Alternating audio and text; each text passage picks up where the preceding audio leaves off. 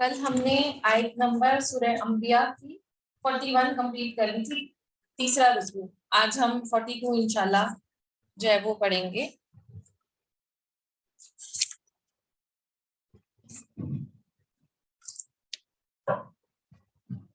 قُلْ مَن يَكْلَؤُكُم بِاللَّيْلِ وَالنَّهَارِ مِنَ الرَّحْمَنِ بَلْ هُمْ عَن ذِكْرِ رَبِّهِمْ مُعْرِضُونَ۔ اور ان سے پوچھئے کہ رحمان کے عذاب سے دن اور رات تمہاری حفاظت کون کرتا ہے؟ اور بات یہ ہے کہ یہ لوگ اپنے رب کے ذکر سے پھرے ہوئے ہیں، کیا ہمارے سوا ان کے اور معبود ہیں جو انہیں مصیبتوں سے بچا لیں؟ وہ تو خود اپنی مدد کی طاقت نہیں رکھتے اور نہ ہی انہیں ہماری رفاقت ہی نصیب ہے، بلکہ ہم نے ان کے باپ دادوں کو زندگی کے سر و سامان دیے، یہاں تک کہ ان پر طویل مدت گزر گئی۔ کیا وہ دیکھتے نہیں کہ ہم زمین کو اس کی کناروں سے گھٹاتے چلے آ رہے ہیں؟ یعنی کہ زمین جو ہے وہ اپنے اطراف سے بھی گھٹ رہی ہے اور کفر کے لیے بھی اللہ تعالیٰ زمین کو تنگ کر رہا ہے۔ ایک منٹ آپ یہ جو پنکھا ہلکا نہیں ہو سکتا، تیز چل رہا ہے۔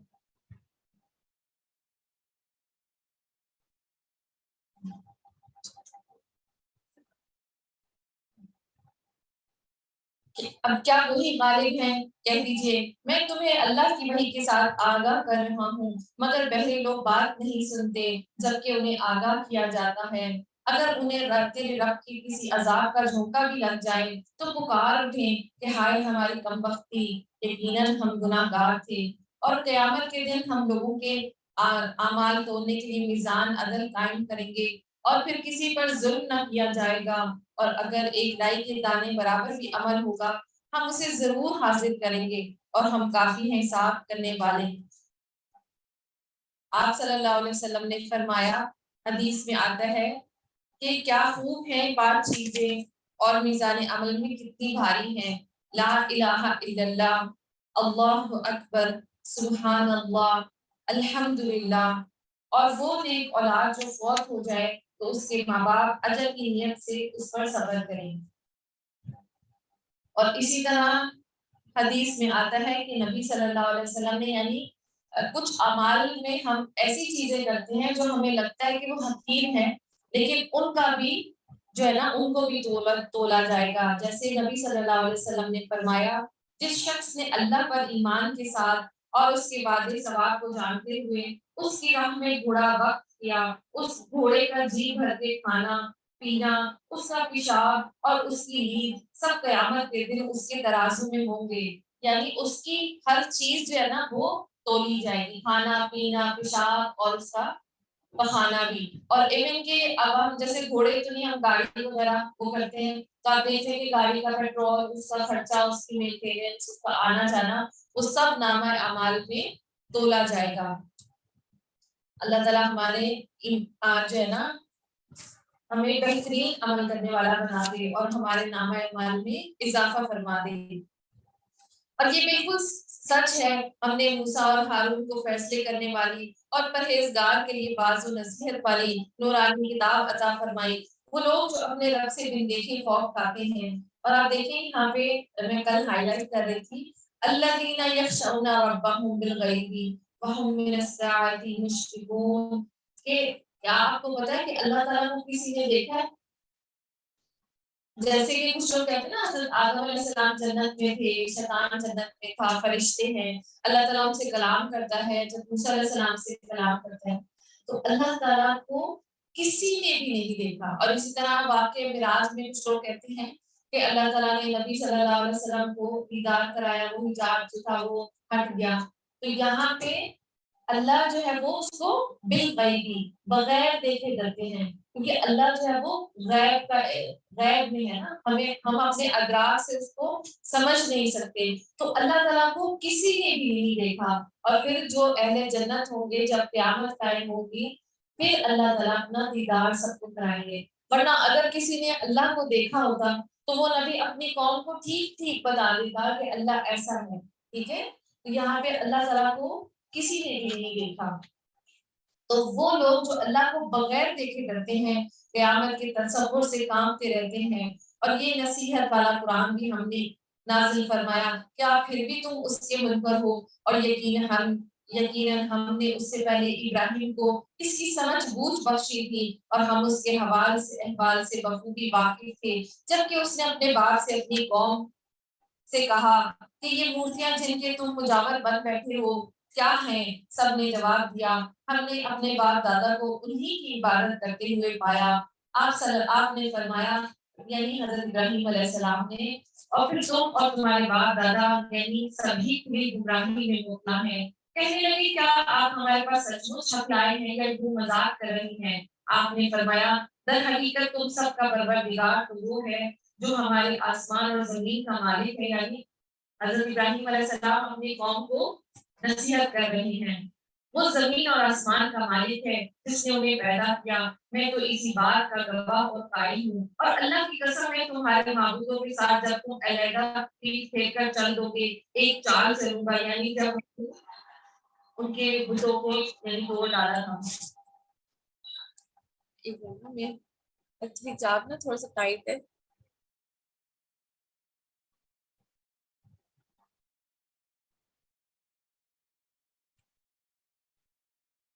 بس اس نے سب کے سب ٹکڑے ٹکڑے کر دیے، ہاں صرف بڑے بت کو چھوڑ دیا، یہ بھی اس لیے کہ وہ سب اس کی طرف ہی لوٹے۔ کہنے لگے، ہمارے خداؤں کے ساتھ ہی کس نے کیا؟ ایسا شخص تو یقیناً ظالموں میں سے ہے، یعنی انہوں نے ان کی آزمائش کے لیے اور انہیں جوڑنے کے لیے چھوڑ دیا کہ دیکھو گے یہ اب تم ان سے سوال کرو گے تو تمہیں یہ جواب دیتا ہے کہ نہیں دیتا۔ بولے، ہم نے ایک نوجوان کا ان سے تذکرہ کرتے ہوئے سنا جسے ابراہیم کہا جاتا ہے۔ سب نے کہا، اچھا اسے مجمع میں لوگوں کی نگاہوں کے سامنے لاؤ تاکہ سب دیکھیں۔ یعنی انہیں پہلے تو جب وہ حضرت ابراہیم علیہ السلام نے نا بہانہ لگایا تھا کہ میں بیمار ہوں، تو اس وقت پھر وہ انہوں نے یہ چال چلنی تھی، اور جب لوگ چلے گئے جشن میلے میں تو اس کے بعد جب وہ واپس آئے تو اس پہ تو پہلے تو حیران رہ گیا، انہوں نے وہ تو پوچھ بھی نہیں سکتے تھے، نہ ان کا وہ جواب دے سکتا تھا، تو بعد میں انہوں نے سوچا کہ یہی تھا جو نہیں کیا تھا، تو اس کو جو ہے نا وہ آگ میں جلائے۔ کہنے لگے، اے ابراہیم، کیا تو نے ہی ہمارے خداؤں کے ساتھ یہ حرکت کی ہے؟ آپ نے جواب دیا، بلکہ اس کام کو ان کے بڑے نے کیا ہے، یعنی وہ جو بڑا بت ہے اس نے کیا ہے، تم اپنے خداؤں ہی سے پوچھ لو اگر یہ بولتے چالتے ہیں۔ بس یہ لوگ اپنے جی میں سوچنے لگے اور کہنے لگے، واقعی ظالم تو تم ہی ہو۔ پھر اپنے سروں کے بل اوندے ہو گئے اور کہنے لگے، یہ تو تجھے معلوم ہے کہ یہ بولنے چالنے والے نہیں ہیں۔ یعنی پہلے تو میں تھوڑا سا وہ ہوا، لیکن انہوں نے کہا کہ ابراہیم علیہ السلام ہی ظالم ہیں۔ اور اللہ کے خلیل نے اس وقت فرمایا، افسوس، کیا تم اس کی اللہ کے علاوہ ان کی عبادت کرتے ہو؟ نہ تمہیں کچھ بھی نفع پہنچا سکتے ہیں اور نہ نقصان، کفر ہے تم پر اور ان پر جن کی تم اللہ کے سوا عبادت کرتے ہو۔ کیا تمہیں اتنی سی بھی عقل نہیں ہے؟ کہنے لگے، اسے جلا دو اور اپنے خداؤں کی مدد کرو اگر تمہیں کچھ کرنا ہی ہے۔ ہم نے فرما دیا، اے آگ، تم ٹھنڈی پڑ جا اور ابراہیم علیہ السلام کی سلامتی اور آرام کی چیز بن جا، یعنی بردم و سلامہ، بردم یعنی برف اور ٹھنڈک کو کہتے ہیں۔ تو علماء کرام کہتے ہیں کہ اگر اللہ تعالیٰ سلامہ نہ کہتے تو وہ جو ٹھنڈک ہے وہ بھی ان کو جلا دیتی، تو اللہ تعالیٰ نے بردم و سلامہ علی ابراہیم، یعنی اللہ تعالیٰ نے ان کو سلامت رکھا۔ اور آپ دیکھیں کہ صرف یہ ابراہیم علیہ السلام کو اللہ سلامت نہیں رکھتا، ہم بھی جب کچن میں کھانا بناتے ہیں تو کتنی چیزیں ہم سے جو ہاتھ جلنے والا ہوتا ہے تو اللہ تعالیٰ ہمیں بچا لیتا ہے، تو وہ اللہ ہی ہے جو ہمیں جو ہے بچاتا ہے اور کرامات دکھاتا ہے۔ اور وہ انہوں نے ابراہیم کا برا چاہا، لیکن ہم نے انہیں ناکام بنا دیا، اور ہم ابراہیم اور لوط کو بچا کر اس زمین کی طرف لے چلے جس میں ہم نے تمام جہان والوں کے لیے برکت رکھی ہے، اور ہم نے اسے اسحاق عطا فرمایا اور یعقوب اس پر مزید، اور ہر ایک کو ہم نے صالح بنایا۔ اور اسی طرح جب بھی بچے کے لیے مانگے تو صالح ربی حبلی من الصالحین کہتے ہیں نا، تو صالح کہتے ہیں یعنی ہر طرح سے وہ کمپلیٹ ہو، نیک بھی ہو، پھر اس کی زندگی والا بھی ہو، پھر اسی طرح صالح میں جو ہے وہ لڑکا بھی آ جاتا ہے کیونکہ مذکر کا صیغہ ہے، اور اسی طرح جسمانی اور روحانی قوت میں پورا ہو، اور ہم نے اسے پیشوا بنایا ہمارے حکم سے لوگوں کی رہبری کر، اور ہم نے ان کی طرف نیک کاموں کے کرنے اور نمازوں کے قائم کرنے اور زکات دینے کی وحی کی، اور وہ سب کے سب ہمارے عبادت گزار بندے تھے۔ اور ہم نے لوط علیہ السلام کو حکم اور علم دیا، یعنی آپ دیکھیں کہ اللہ تعالیٰ اپنے نبیوں کو حکمت اور علم عطا فرماتا ہے، اور یہی سب سے بڑے خزانے ہیں، اور اسے اس بستی سے نجات دی جہاں کے لوگ گندے کاموں میں مبتلا تھے، اور تھے وہ بدترین گناہ گار، یعنی قوم جو ہے نا، وہ لوط، وہ جو ہے نا جن ہم جنس پرستی کے ہوئے، اور ہم نے لوط علیہ السلام کو اپنی رحمت میں داخل کیا، بے شک وہ نیکوکار لوگوں میں سے تھے۔ نوح علیہ السلام کے اس وقت کو یاد کیجیے، یعنی اللہ تعالیٰ یہ سورہ انبیاء میں آپ کو تھوڑا تھوڑا ان کا نبیوں کا ذکر آئے گا۔ اور نوح علیہ السلام کے اس وقت کو یاد کیجیے جبکہ اس نے اس سے پہلے دعا کی، ہم نے اس کی دعا قبول فرما لی، اور اسے اور اس کے گھر والے کو بڑے کچھ سے، یعنی جب انہوں نے قرآن میں آتا ہے نا ربی انی مغلوب فانتصر، یا اللہ میں مغلوب ہو گیا ہوں تو میری مدد فرما، اللہ تعالیٰ نے ان کی دعا قبول فرمائی اور نجات دی۔ اور جو لوگ ہماری آیتوں کو جھٹلا رہے ہیں ان کے مقابلے میں ہم نے اس کی مدد کی، یقیناً وہ برے لوگ تھے، بس ہم نے ان سب کو بھی بول دیا۔ اور داؤد علیہ السلام اور سلیمان علیہ السلام کو یاد کیجیے جب وہ کھیت کے معاملے میں فیصلہ کر رہے تھے، یعنی جو ہے وہ بکریوں کا معاملہ ہے، کچھ لوگ بکریاں رات کو اس کے چپ گئے، یعنی دو بندے تھے، تو حضرت داؤد علیہ السلام جو ہے وہ اس وقت فیصلہ کر رہے تھے، تو حضرت سلیمان علیہ السلام ان کے بیٹے ان کے پاس موجود تھے، تو حضرت داؤد علیہ السلام کے پاس دو شخص آئے، اور ان میں سے ایک نے کہا کہ میری جو بکریاں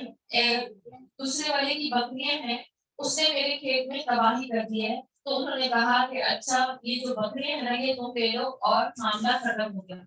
تو حضرت سلیمان علیہ السلام نے کہا کہ نہیں، کہ جو جس کا کھیت تباہ ہوا ہے وہ بکریاں جو ہے نا رکھ لے، اس کا دودھ وغیرہ استعمال کرے، اور جس کی بکریاں تھی وہ اس کے کھیت کو دوبارہ سے ہل چلائے اور اس کا بوئے، اور جتنی دیر میں وہ پورا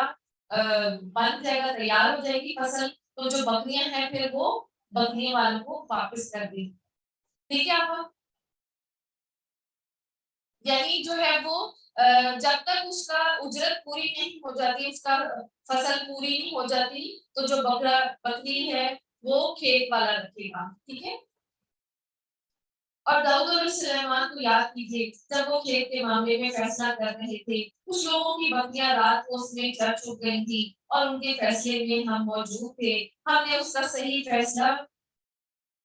سلیمان علیہ السلام کو سمجھا دیا، ہاں ہر ایک کو ہم نے حکم اور علم دے رکھا ہے، اور داؤد کے تابع ہم نے پہاڑ کر دیے جو تسبیح کرتے تھے، اور پرند بھی، اور ہم ہی کرنے والے ہیں۔ اور آپ دیکھیں گے کہ یہاں پہ حضرت داؤد علیہ السلام کو کے لیے پہاڑوں کو مسخر کر دیا گیا، اور پرند جو ہے نا پرندے بھی، جب حضرت داؤد علیہ السلام زبور کی تلاوت کرتے تھے تو پرندے بھی ان کے ساتھ تسبیح فرماتے تھے، پہاڑ بھی تسبیح فرماتے تھے۔ اور آپ دیکھیں کہ اللہ تعالیٰ نے مسلمانوں کے لیے، جو اللہ کے نیک بندے ہیں ان کے لیے تو پوری کائنات کو مسخر کر دیا ہے۔ یہ سوچنے اور سمجھنے والی بات ہے کہ جو اللہ کا بندہ بن گیا اس کی پوری کائنات ہے۔ اور میں نے ایسے بہت سے لوگ دیکھے ہیں کہ نیک لوگ، کہ ان کا تو وہ چاہتے ہیں کہ ہماری چلے یا بارش ہو جائے، تو باقی اللہ تعالیٰ ان کی دعاؤں کو قبول فرماتا ہے، ان کی لاج رکھ لیتا ہے۔ اور ہم نے اسے تمہارے لیے لباس بنانے کی کاریگری سکھائی تاکہ لڑائی کے ذرا سے تمہارا بچاؤ ہو، یعنی حضرت داؤد علیہ السلام کے لیے جو لوہا تھا نا وہ ایسے نرم ہو جاتا تھا ان کے ہاتھوں میں، تو وہ جو جنگ کے لیے وہ بناتے ہیں نا سیفٹی، وہ جو زرہ بناتے ہیں، اور ان کی نا وہ جو زنجیریں ہوتی ہیں وہ موڑ موڑ کے بناتے ہیں، جال سا بناتے ہیں، ٹھیک ہے۔ تو اللہ کے جو نبی تھے حضرت داؤد علیہ السلام، تو ان کے ہاتھوں میں جو لوہا تھا وہ ایسے نرم ہو جاتا تھا، تو وہ جنگی لباس بناتے تھے، ٹھیک ہے۔ اور کیا تم شکر گزار بنو گے؟ ہم نے تم کو تیز ہوا کو سلیمان علیہ السلام کے تابع کر دیا، جو اس کے فرمان کے مطابق اس زمین کی طرف چلتی تھی جہاں ہم نے برکت دے رکھی، اور ہم ہر چیز سے باخبر تھے۔ اس طرح بہت سے شیاطین بھی ہم اس کے تابع کیے تھے جو اس کے فرمان سے باتیں لگاتے تھے، یعنی جو جن ہیں وہ حضرت سلیمان علیہ السلام کے تابع تھے اور اس کے سوا بہت سے کام کرتے تھے، ان کے نگہبان ہم ہی تھے۔ ایوب علیہ السلام کی اس حالت کو دیکھو، جبکہ اس نے اپنے رب کو پکارا کہ مجھے یہ بیماری لگ گئی ہے اور تو رحم کرنے والوں سے زیادہ رحم کرنے والا ہے۔ جیسے حضرت ایوب علیہ السلام نے کہا نا، ربی انی مسنی الضر وانت ارحم الراحمین، یعنی اور اس کے بارے میں آتا ہے کہ 18 سال جو ہے نا حضرت ایوب علیہ السلام نے صبر کیا، اور اس پہ بھی اللہ تعالیٰ نے ان کو پھر اولاد سے، مال سے تو بہت زیادہ نوازا۔ اسی طرح کہا جاتا ہے کہ سونے کے جو پتنگے تھے نا، تو وہ بھی وہ گرتے تھے ان کے پاس آ کر۔ تو یہ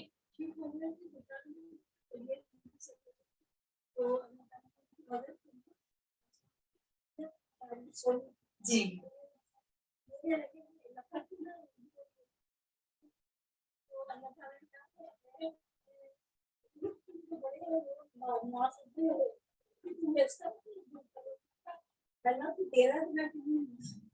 الحمدللہ، یہ دیکھیں کہ جب انسان کے اوپر بیماری یا کوئی چیز آزمائش آتی ہے تو انسان کو یہ بھی سوچنا چاہیے کہ اللہ تعالیٰ نے اتنے سال تندرست بھی تو رکھا، سلامت بھی تو رکھا، بال بال بچایا، تو اگر 2-4 مہینے یا 1 سال کی آزمائش آ جاتی ہے تو اس پر صبر کرنا چاہیے، یعنی اپنی صحت مند زندگی کو یاد رکھنا چاہیے بجائے کہ وہ ناشکری کرے۔ تو اسی طرح حضرت ایوب علیہ السلام کے بارے میں کیا آتا ہے کہ ان کی بیوی کہتی تھی کہ آپ اللہ سے دعا کیوں نہیں کرتے؟ تو وہ کہتے تھے کہ جب میں 80 سال انہوں نے مجھے سلامت رکھا ہے تو میں تب تک جو ہے وہ صبر کروں گا، لیکن پھر اللہ تعالیٰ نے ان کو ٹھیک کر دیا۔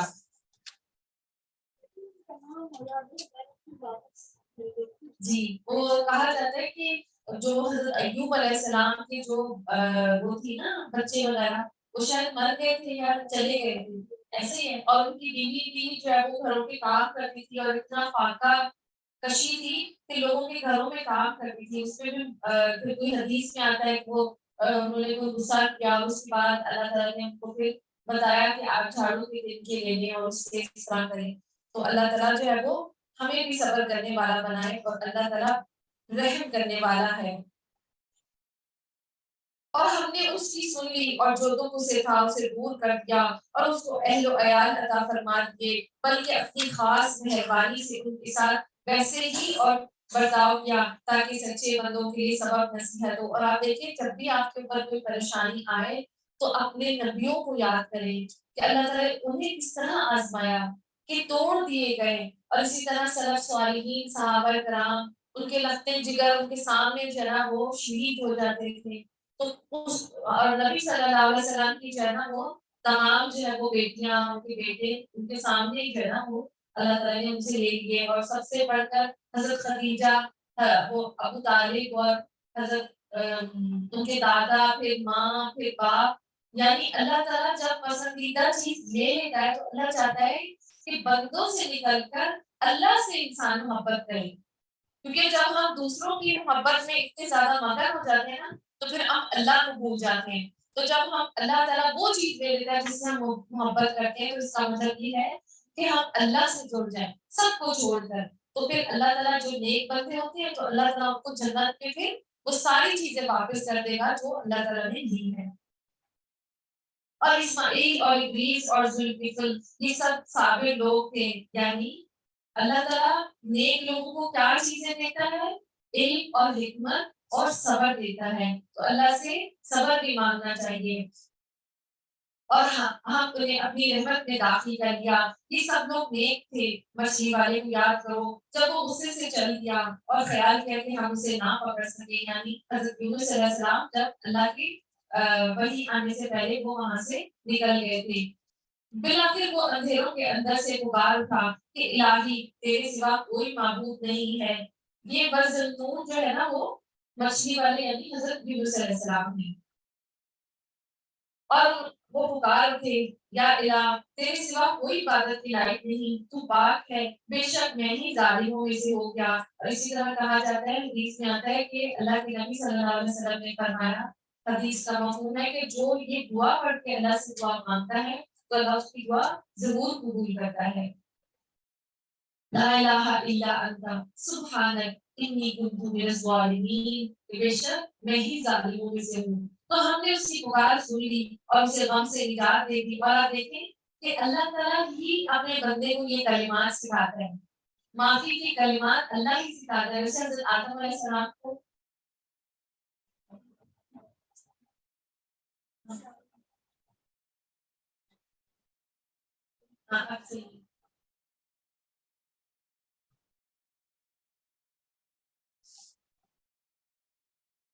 اور ہم ایمان لانے والوں کو اس طرح بچا لیا کرتے ہیں۔ اور زکریا علیہ السلام کو یاد کرو، جب اس نے اپنے رب سے دعا کی، ربی لا تذرنی فردا وانت خیر الوارثین، اے میرے پروردگار مجھے تنہا نہ چھوڑ، تو سب سے بہتر وارث ہے۔ اور آپ دیکھیں کہ ہمارے تو اس طرح تو اللہ کا شکر ہے، اللہ تعالیٰ نے ہمیں بچے وغیرہ دیے ہیں، لیکن یہاں وہ بات ہے کہ نام لینے والے ہوں، نیک لوگوں میں جو ہے نا وہ، جس طرح حضرت ابراہیم علیہ السلام کے نام لینے والے اب تک زندہ ہیں، لوگ اپنے ناموں پر حضرت ابراہیم علیہ السلام کا نام رکھتے ہیں۔ تو سچی ناموری کے لیے جو ہے نا وہ بھی دعا مانگنی چاہیے کہ اللہ تعالیٰ ہمیں سچی ناموری عطا فرمائے۔ تو ہم نے اس کی دعا کو قبول فرما کر اسے یحییٰ عطا فرمایا اور اس کی بیوی کو اس کے لیے درست کر دیا۔ یہ بزرگ لوگ نیک کاموں کی طرف جلدی کرتے تھے اور ہمیں امید اور خوف سے پکارتے تھے اور ہمارے سامنے عاجزی کرنے والے تھے۔ اور وہ پاک دامن عورت جس نے اپنی عصمت کی حفاظت کی، بس ہم نے اس کے اندر اپنی روح کی، یعنی حضرت مریم علیہ السلام، اور خود اسے اس کے لڑکے کو تمام جہانوں کے لیے نشانی بنا دیا۔ یہ تمہاری امت ہے جو حقیقت میں ایک ہی امت ہے۔ ان هذه امتکم امۃ واحدہ، یعنی دیکھیں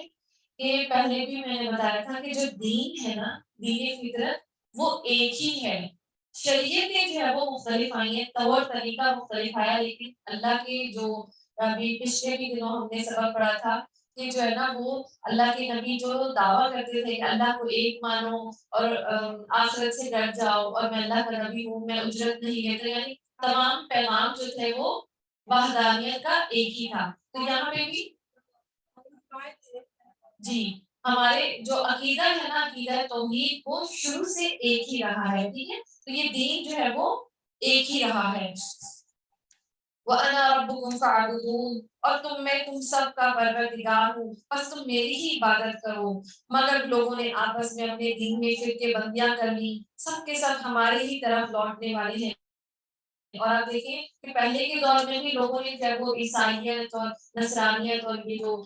یہودیت اختیار کر لی تھی، اور آج کل کے مسلمانوں میں بھی یہ فرقہ واریت ہی ہے، تو یہ جو ہے نا یہ نہیں کرنی چاہیے، کیونکہ دین ہمارا ایک ہی ہے۔ اللہ تعالیٰ ہم سب کو جو ہے نا وہ اتفاق عطا فرمائے۔ پھر جو نیک عمل کرے اور وہ مومن ہو تو اس کی کوشش کی بے قدری نہیں کی جائے گی۔ ہم تو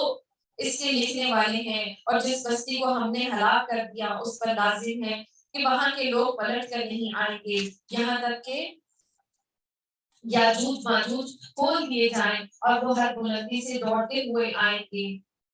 نبی صلی اللہ علیہ وسلم نے فرمایا کہ وہ روئے زمین پر یاجوج ماجوج چھا جائیں گے، ہر طرف پھیل جائیں گے اور مسلمان اپنے اپنے شہروں اور قلعوں میں سمٹ جائیں گے۔ یاجوج اور ماجوج لوگوں کے مویشیوں کو پکڑ لیں گے، زمین کا سارا پانی پی جائیں گے، حتیٰ کہ ان میں سے کچھ لوگ ایک نہر پر سے گزریں گے تو اس کا سارا پانی پی کر خشک کر دیں گے، پھر ان کے بعد کچھ اور لوگ وہاں سے گزریں گے تو کہیں گے یہاں بھی پانی کی نہر ہوتی تھی۔ پھر عیسیٰ علیہ السلام اور ان کے ساتھی گڑ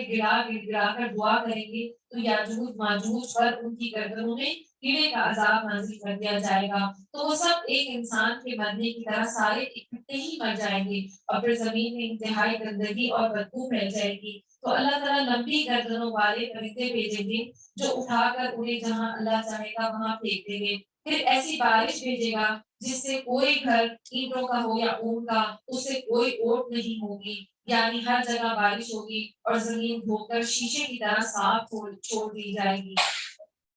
اللہ تعالیٰ ہم سب کو اپنی حفاظت میں لے لے، آمین۔ اور یہ قیامت کے جو ہے نا قرب قیامت کی نشانیاں ہیں۔ اور سچا وعدہ قریب آ لگا ہے۔ اس وقت کافروں کی نگاہیں پھٹی کی پھٹی رہ جائیں گی کہ ہائے افسوس، ہم اس حال سے غافل تھے، بلکہ فی الواقع ہم قصوروار تھے۔ تم اور اللہ کے سوا جن جن کی تم عبادت کرتے ہو سب دوزخ کا ایندھن بنو گے، تم سب دوزخ میں جانے والے ہو۔ اگر یہ سچے معبود ہوتے تو جہنم میں داخل نہ ہوتے، اور سب کے سب اسی میں ہمیشہ رہنے والے ہیں۔ یہ وہاں چلا رہے ہوں گے اور وہاں کچھ بھی نہ سن سکیں گے۔ بے شک جن کے لیے ہماری طرف سے نیکی پہلے ہی ٹھہر چکی ہے وہ سب جہنم سے دور ہی رہیں گے، یعنی جن لوگوں نے اللہ کی عبادت کی اور اس کے بعد ان کی قبروں کو دوسرے لوگوں نے جو ہے وہ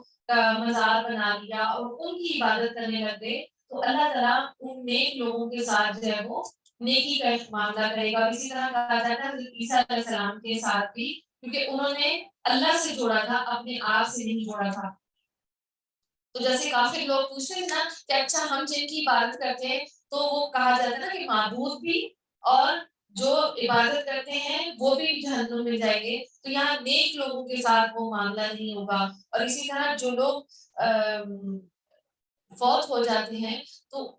اگر وہ اپنے گھر والوں کو نوحہ اور بین کرنے کی وہ وصیت کر جاتے ہیں کہ آپ نے یہ نہیں کرنا، لیکن ان کے گھر والے بعد میں نوحہ اور بین کرتے ہیں، تو پھر اس بندے کو گناہ نہیں ملے گا، ٹھیک ہے۔ تو اسی طرح حدیث میں آتا ہے نا کہ ہر بندہ اپنے جو ہے نا وہ عمل کا وہ پائے گا، تو یہاں پہ ان لوگوں کے لیے نہیں ہے جو منع کر کے گئے ہیں۔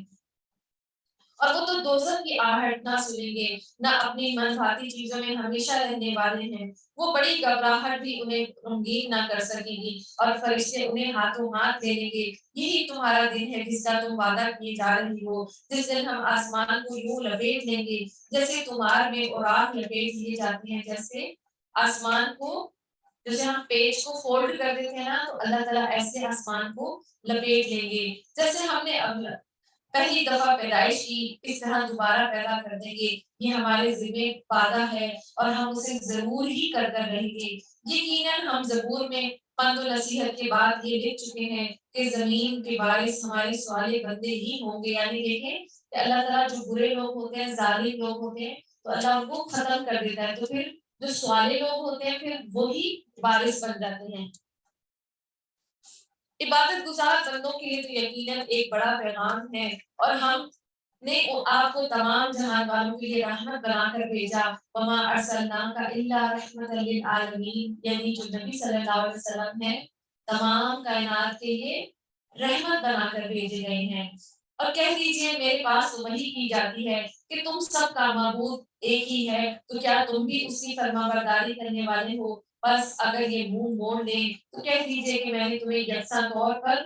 خبردار کر دیا، اور مجھے علم نہیں کہ جس کا وعدہ تم سے کیا جا رہا ہے وہ قریب ہے یا دور ہے، البتہ تو کھلی اور ظاہر بات کو بھی جانتا ہے، اور جو تم اسے چھپاتے ہو اسے بھی جانتا ہے، اور مجھے اس کا ایک بھی نہیں۔ ممکن ہے کہ تمہاری آزمائش یعنی جو عذاب کا وہ مطالبہ کرتے تھے تو اس کا وہ تمہاری آزمائش ہو، اور ایک مقررہ وقت تک کا فائدہ پہنچانا ہے۔ خود نبی صلی اللہ علیہ وسلم نے کہا اے رب انصاف کے ساتھ فیصلہ فرما، اور ہمارا رب بڑا مہربان ہے، جسے مدد طلب کی جاتی ہے ان باتوں پر جو تم بیان کرتے ہو۔ وَرَبُّنَا الرَّحْمَنُ الْمُسْتَعَانُ عَلَىٰ مَا تَصِفُونَ۔ سورہ حج۔ بسم اللہ الرحمن الرحیم۔ یا ایھا الناس اتقوا ربکم ان زلزلۃ الساعۃ شیء عظیم۔ شروع اللہ کے نام سے جو بہت مہربان اور نہایت رحم فرمانے والا ہے۔ لوگوں اپنے پروردگار سے ڈرو،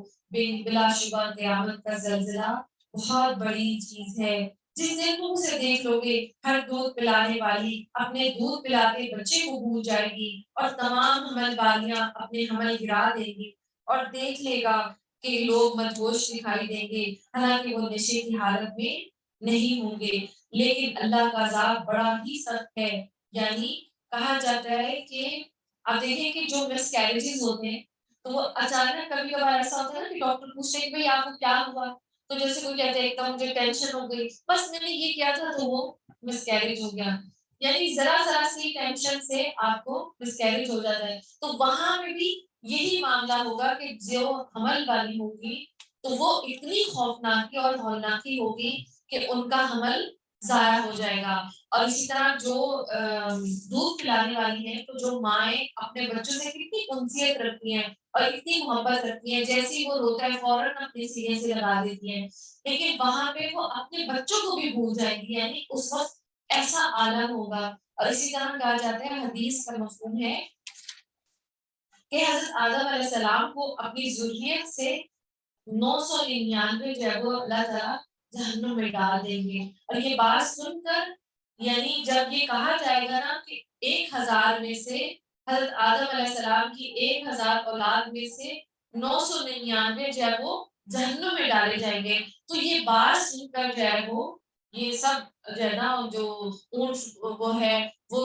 ادھر ادھر پھرنے لگ جائیں گے، اور حمل جو ہے وہ ضائع ہو جائے گا، اور دودھ پلانے والی اپنے بچوں کو بھول جائیں گی، اور جو بچے ہیں وہ بوڑھے ہو جائیں گے، ابھی ان کے اتنی خوفناکی ہوگی کہ آپ دیکھیں ابھی بھی کبھی بار آزمائش کسی پر ایسے آتی ہے تو انسان جو ہے وہ بوڑھا نظر آنے لگتا ہے، تو اس وقت جو ہے بچے جو ہے وہ بوڑھے ہو جائیں گے اور لوگ مدہوش نظر آئیں گے، حالانکہ وہ مدہوش نہیں ہوں گے، اور عذاب کی وہ شدت ہوگی۔ تو یہ بات سن کر صحابہ کرام پر بڑی گراں گزری، ان کے چہرے متغیر ہو گئے، تو نبی صلی اللہ علیہ وسلم نے فرمایا گھبراؤ نہیں، یہ 999 یاجوج اور ماجوج میں سے ہوں گے، اور تم میں سے صرف ایک ہی ہوگا، یعنی جو ایک جنت میں جائے گا وہ امت محمدی میں سے ہوگا۔ تمہاری تعداد لوگوں میں اس طرح ہوگی جیسے سفید رنگ کے بیل کے پہلو میں کالے بال، یا کالے رنگ کے بیل کے پہلو میں سفید بال، یعنی وہ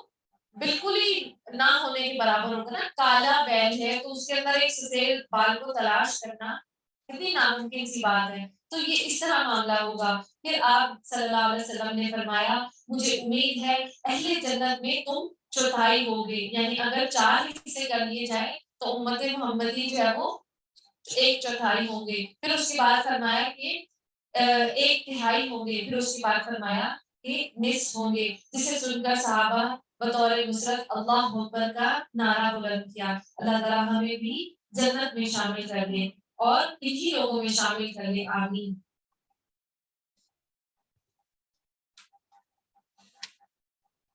اور بعض لوگ اللہ کے بارے میں جھگڑا کرتے ہیں، اللہ کا عذاب بڑا سخت ہے، اور وہ بھی بے علمی کے ساتھ اور سرکش شیطان کی پیروی کرتے ہیں، جس پر قضائے الہی لکھی گئی، وہ جو کوئی اس کی رفاقت کرے گا وہ اسے گمراہ کر دے گا اور اسے آگ کے عذاب کی طرف لے جائے گا۔ لوگوں اگر تمہیں مرنے کے بعد جی اٹھنے میں شک ہے تو سوچو ہم نے تمہیں مٹی سے پیدا کیا، یعنی اللہ تعالیٰ کے جیسے کچھ لوگ کہتے ہیں نا کہ کیسے اللہ ہمیں پیدا کرے گا، یہاں پہ اللہ تخلیق کے عمل کو بتا رہا ہے کہ یہ دیکھو، اس پر غور کرو، تو اسی طرح مرنے کے بعد بھی تمہارا جی اٹھنا ہوگا۔ اور سوچو ہم نے تمہیں مٹی سے پیدا کیا، پھر فرمایا پھر نطفے سے، پھر خون کے بستے سے، پھر گوشت کے لوتھڑے سے، جو سورج دیا گیا اور بے نقشہ تھا، یہ ہم تم پر ظاہر کرتے ہیں، یعنی کہ انسان جو ہے وہ مٹی سے پیدا کیا، یعنی اب دیکھیں حضرت آدم علیہ السلام کو مٹی سے پیدا کیا تھا، تو ان کا جو نطفہ تھا اس میں مٹی کے اثرات شامل ہو گئے، ایسے ہی ہے نا؟ یعنی آپ دیکھیں نا کہ وہ چیز جو ہے وہ اصل مٹی ہے، پھر مٹی سے پھر اولاد آدم علیہ السلام، تو وہ بھی مٹی ہی رہی، اور جو ہم کھانا کھاتے ہیں وہ مٹی سے آتا ہے، تو اسی طرح پھر نطفے سے اللہ تعالیٰ خون کا لوتھڑا بناتے ہیں، پھر وہ گوشت کا لوتھڑا بن جاتا ہے، یعنی جو ہمارا وہ جو خون کا جو لوتھڑا ہے وہ دل ہے، پھر گوشت چڑھتا ہے، پھر وہ ہڈیاں بنتی ہیں، پھر وہ جسم کی جو بازو اور جو ٹانگیں بنتی ہیں، تو یہ اللہ تعالیٰ پھر ہمیں شکل و صورت دیتا ہے، اور یہ ہم تم پر ظاہر کر دیتے ہیں، ہم جسے چاہیں ایک ٹھہرائے ہوئے وقت تک رحم مادر میں رکھتے ہیں، یعنی عورت کے پیٹ میں رکھتے ہیں، پھر تمہیں بچپن کی حالت میں دنیا میں لاتے ہیں، پھر تاکہ تم اپنی پوری جوانی کو پہنچو، تم میں سے بعض تو وہ ہیں جو فوت کر لیے جاتے ہیں، اور بعض بے غرض عمر کی طرف پھر سے لوٹا دیے جاتے ہیں، یعنی بڑی عمر کی طرف، وہ ایک چیز سے بے خبر ہونے کے بعد پھر بے خبر ہو جاتے ہیں، یعنی اللہ تعالیٰ جو انسان کی تخلیق کا عمل ہے کہ صرف بچہ ہی نہیں، جب انسان پیدا ہو جاتا ہے پھر وہ اس کے بعد جب بوڑھا ہو جاتا ہے، یہ بھی عمر کو دیکھو، اور اس کے بعد پھر وہ جو جانتا ہے وہ بھی بھول جاتا ہے، یعنی وہ بھولنے لگ جاتا ہے، تو اللہ تعالیٰ وہ فرما رہا ہے کہ ایک چیز سے بے خبر ہو جاتا ہے، اور تو دیکھتا ہے کہ زمین اور फिर इसी तरह ये वो मिसाल है कि दोबारा पैदा उठने की, कि ज़मीन फिर बंजर और खुश्क है, फिर जब हम उस पर बारिश बरसाते हैं, तो वो उभरती है और फूलती है और हर किस्म की रौनकदार नबातात उगाती है। ये इसलिए कि अल्लाह ही हक है और वो भी मुर्दों को ज़िंदा करता है और हर चीज़ पर कुदरत रखता है। और आप देखें कि जिस तरह इंसान का बच्चा पैदा होता है, इसी तरह इंसान पैदा होने के बाद फिर बड़ी उम्र को पहुँचता है, तो हमारे जिस्म में कोई इस तरह घड़ी तो नहीं लगी हुई कि पता चल जाए कि ये इसकी ये उम्र हो गई है। तो ये अल्लाह ही है जो बुढ़ापे की तरफ हमें पाल-पाल कर बड़ा कर रहा होता है। तो जिस तरह अल्लाह ये इन चीज़ों पर कुदरत रखता है, तो इसी तरह अल्लाह जो मरने के बाद हमें दोबारा उठना है, उस पर भी कुदरत रखता है। और इसी तरह जो ज़मीन बंजर होती है, तो पानी के बाद वो ताज़ा हो जाती है, ज़िंदगी आ जाती है। तो इसी तरह अल्लाह ताला हमें दोबारा भी पैदा कर देगा।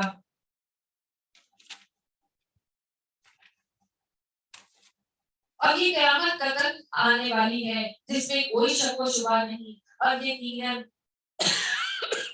कब्र वालों को दोबारा ज़िंदा फरमाएगा। बाज़ लोग अल्लाह के बारे में बगैर इल्म के और बगैर हिदायत के और बगैर रोशन किताब के झगड़ते हैं, अपनी करवट मोड़ने वाले बनकर, इसलिए कि अल्लाह की राह से भटका दे। उसे दुनिया में भी रुसवाई होगी और क़यामत के दिन भी हम उसे जहन्नुम में जलने वाला अज़ाब चखाएँगे। ये उन अमाल की वजह से जो तेरे हाथों ने आगे भेज रखे हैं। यकीन मानो कि अल्लाह अपने बंदों पर ज़ुल्म करने वाला नहीं है। और आप देखें वअन्ना अस्साअता आतियतुन ला रैब फ़ीहा। अन्ना कहते हैं बेशक,